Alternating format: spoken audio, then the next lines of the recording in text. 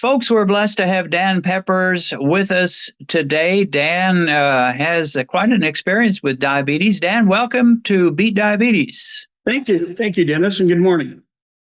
Yes, well, here it's not morning, but where you are, it still is morning. Yeah, it's before noon here. Right. Okay. So I've got a few notes from things you have written me, and some of them that just really stood out to me. And you started out like so many diabetics do with your A1C just slightly above the diabetic standard of 6.5 or higher. You had a 6.7 4 years ago or so. That isn't terrible. It's not great by any means, and you don't want to stay there, but it wasn't awful. And that didn't really bother you too much, did it? No, not at all. I thought that was perfectly normal and fine. And the doctor didn't seem to be excited about it or worried about it. And basically said, just, watch your meals and eat a low fat diet. See you next time. And that was about it. Okay. So, yeah, a lot of times we take our cues as to how serious something is by how the doctor talks to us. And if he doesn't seem too worried, then it's hard for us to get too worried about it either. Right. You didn't probably know much about what's a good A1C, what's a bad one at that point. I did not. I figured 6.5 was great because doctor said, you're doing good. Everything's normal. And I didn't know at all. I didn't know about diet or the food pyramid, what it be, or diabetes or anything. Yeah, and he gave you the absolute classic encouragement, which is watch your sugar and go on a low-fat diet. I mean, I wish I had $1 for every doctor that ever said that. I mean, that's what they tell you, and you found out that didn't exactly work for you. Yeah, heard that for a number of years.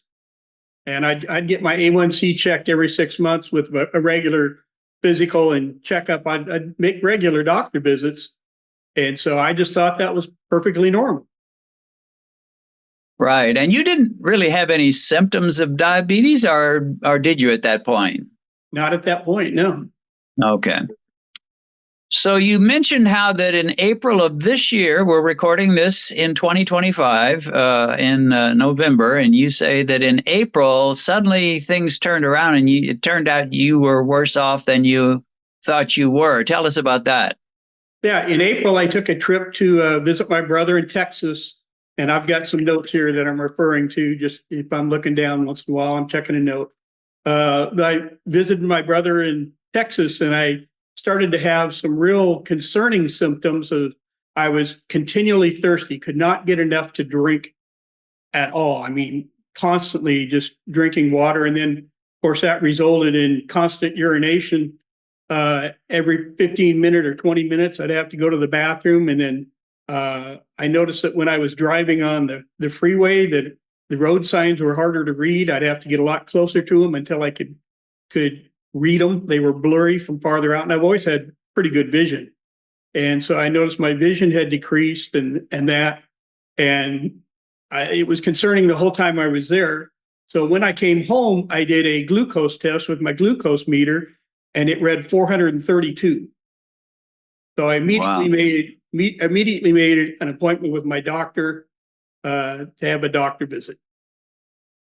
So at that time, I went in and they said my A1C was 11.4, and I had been on metformin for a number of years before that at a lower dose of 500 milligrams a day, which I thought if I can just take a pill and eat what I want, I'm great. I'm fine with that. And so they doubled the dose of metformin to 1,000 milligrams a day.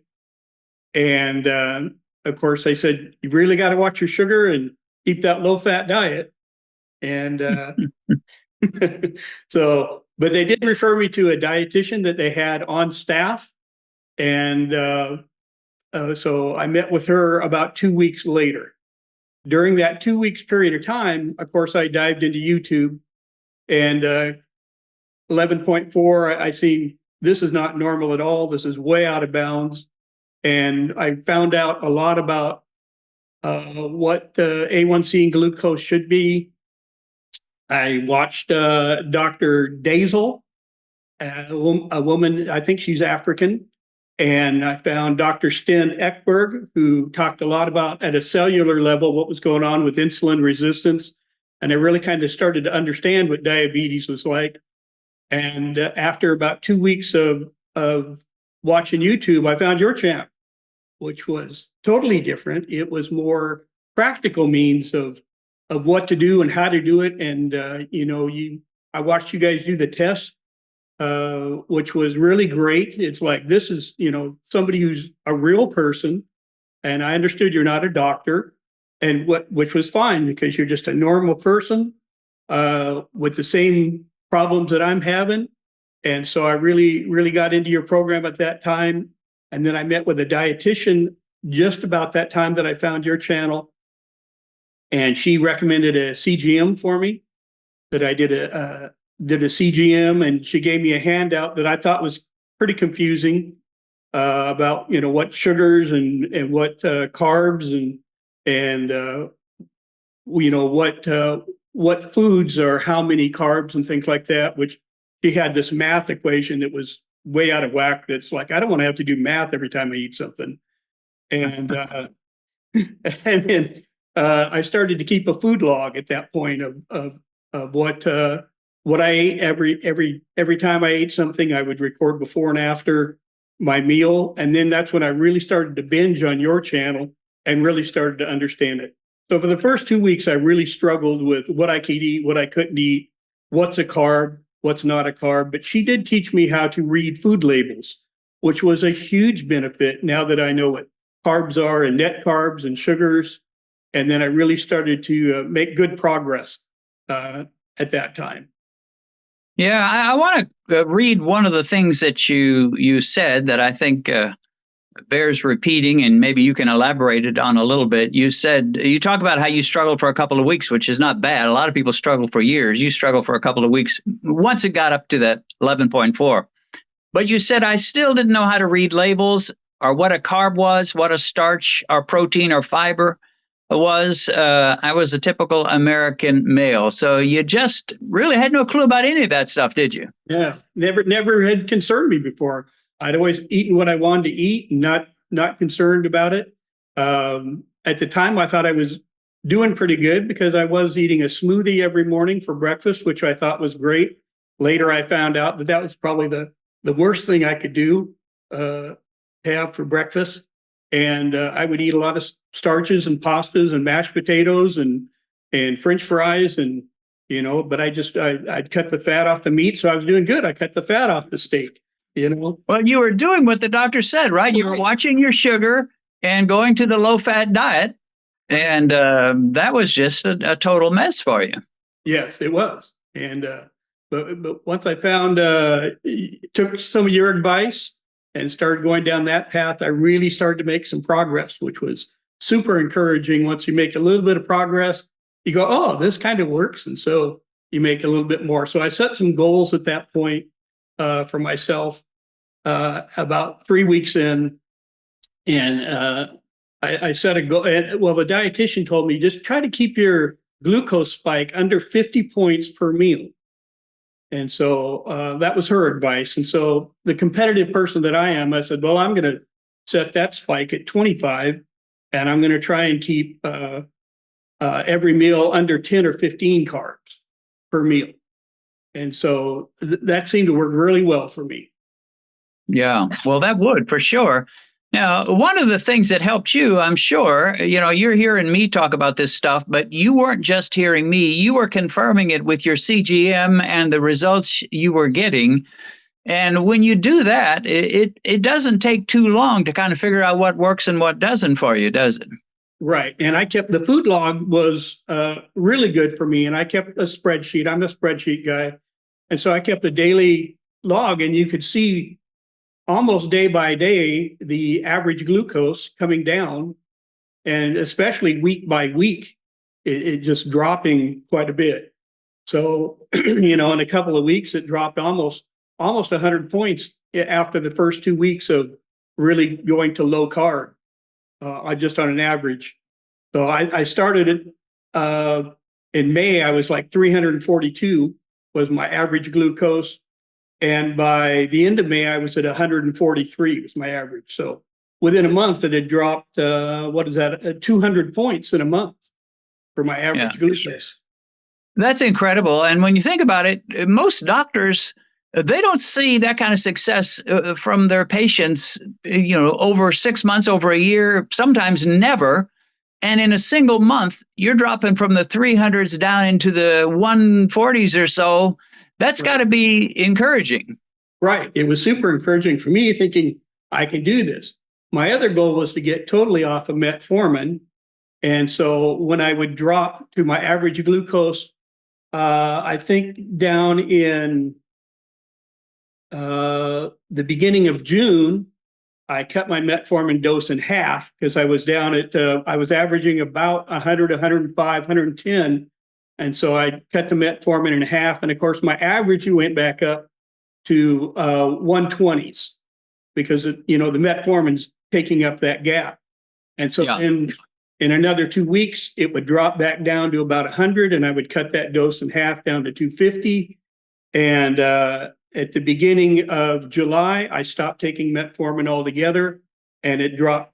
It went back up to about 110 was the average, but it didn't take long for that to get back down to the average of about 100 with no medication at all, which that was one of my goals, was to get off the metformin completely. Yeah. So was your doctor in the loop with this cutting back on your metformin, or you just did this on your own? I told her what my goal was when I went and seen her. I said, she doubled my dose. And I said, I really want to get off metformin. If it gets down to a level back down to where it was, I would like to cut back my dose back to half. And she kind of nodded, didn't say anything. And it's just, I don't think she agreed with it, but he's going to do it anyway. So I'll just nod and go along with it. Okay. Not a whole lot of enthusiasm there. Right.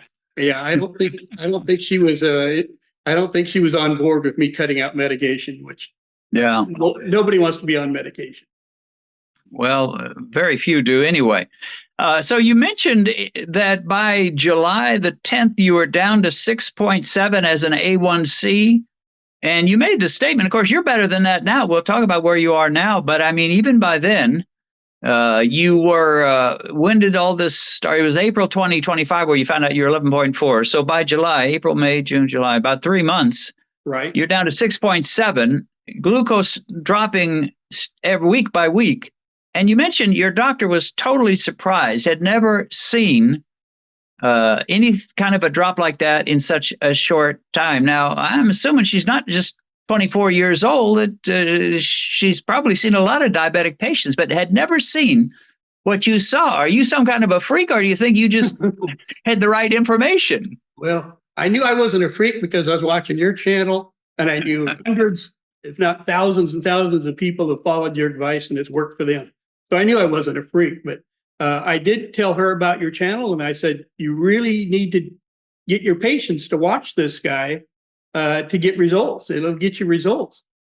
The other thing I did at that visit in July was I started getting my insulin checked at that point because I wanted to know if my insulin was like working triple time to keep my glucose level at that or not. And it ended up being 16.5, which is in the normal range. And I was happy with that. And I told her at the time, I said, 6.7 is good. My GCM is telling me my A1C should be 5.8. So I was kind of discouraged at 6.7, but it's like, I'll take it. But I was really kind of expecting to be in the low sixes, the high fives. And I was more disappointed than certainly she was. She was really happy with it. So the CGMs are not super accurate. They give you an indication, and they're good. I'd highly recommend it, but they're not as good as getting the actual test done, and not as accurate as the glucose meter. Right. Well, I agree with that. So April is when everything seemed to be falling apart, and you were not just diabetic, you were serious, raging diabetic. It is now November as we record this. A little over half of a year has elapsed. You've gone from 11.4, and tell us your latest A1C now. All right. In late October, I did the 6 month A1C checked, and it was 5.5, made the 5 club. Amen. And the insulin had even dropped a little bit more to 15.9. So I'm super happy with that, being in the fives and not done yet. So Yeah. So, how about the diabetic symptoms? Your eyesight was starting to fail. You were urinating constantly thirsty. Has that gone away? yes, absolutely. Actually, as soon as about when I got back from Texas, and probably about a week after they upped my metformin, a lot of the symptoms went away. I was still not eating really good low carb at that point, but I think the metformin took care of some of that and brought it down. And then after, I think it took a while for my eyesight to get back to what I consider 20/20. I have very good eyesight right now, super good. And it took a while for that to return back to good and normal. I would say probably 3 weeks, 4 weeks. Well, you say it took a while. I don't call 3 or 4 weeks all that long to go from lousy eyesight to good eyesight again. So you did well. Okay. So right now you're not even diabetic. What is you say your doctor was really excited and hadn't seen anything like that when you were had dropped to 6.7. What does she say now that you're in the mid fives? You're not even officially pre-diabetic anymore. Right. She came in the room and she said, I just went around to all the other doctors and showed them what my patient had done. And she was like really giddy at that point. She said, I've told everybody in this clinic what your A1C is. And so she was really happy about it at that point. Now, I think she listened a little bit more to my recommendation of getting her patients to watch her channel. She actually wrote it down this time. And okay. So hopefully they'll get some recommendations out of that. She said they have a large client base that are diabetic, and they do have a nutritionist on board. And I'm going to meet with her again in December. And then I'll have a good discussion with her about what she handed out versus what I think she should be gearing toward, is more reading labels and low carb and setting a little bit lower goal than not spiking 50 points and for that. So hopefully she'll take that advice, and hopefully she'll recommend your channel. Well, that sounds great. And by the way, once we post this interview, you be sure and tell your doctor, your nutritionist, and anybody else about it so they can hear your story in maybe a little more detail than they've heard before. Right. Good. All right. Well, I thank you for sharing your story.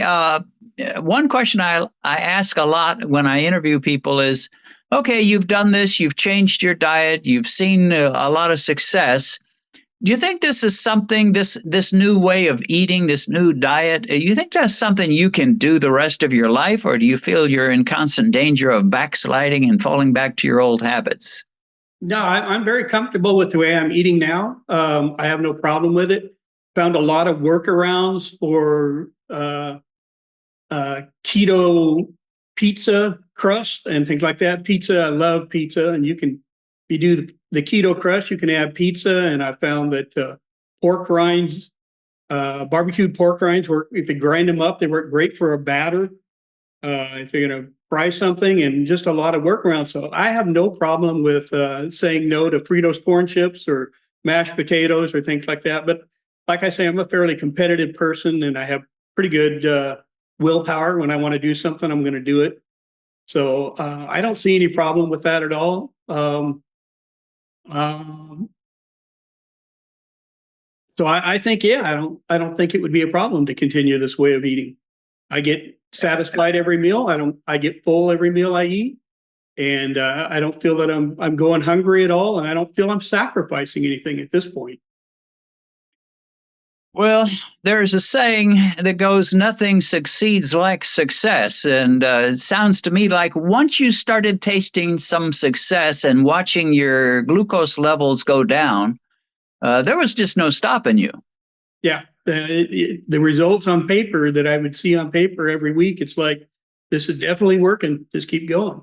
And it really encourages you to well, maybe instead of 10 or 15 carbs, maybe I can do 5 carbs. I mean, I'm that kind of a competitive person that, once you get a little bit of success going, it's like, I can do better than that. Yeah.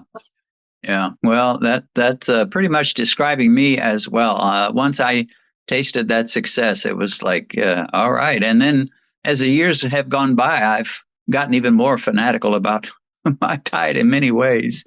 So, Dan, thank you so much for sharing your story. It's a powerful story. I would say probably, I'm just a guess, probably most medical doctors go through their entire practice and don't see anyone, any diabetic that has the kind of results you saw. Some maybe see it once or twice. And yet you're living proof that this is not just for very unusual people, just ordinary guys like you, like me, and so many others can see that victory. Thanks for sharing, Dan. Yep. All right. Thank you, Dennis. If you've recently been diagnosed with diabetes and you've just discovered this channel, let me recommend that you go to our uploads page, which will give you access to every diabetic video we've posted since we began. As you work your way through all our videos, I believe you'll find the help you need. A link to our uploads page is in the description.